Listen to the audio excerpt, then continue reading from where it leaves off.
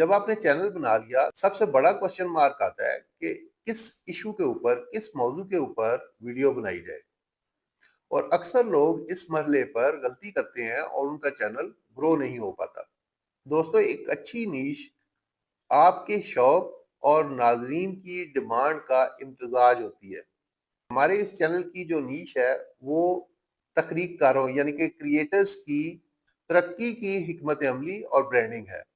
इसमें हमारी महारत है और ये नाज़रीन की डिमांड को भी पूरा करती है।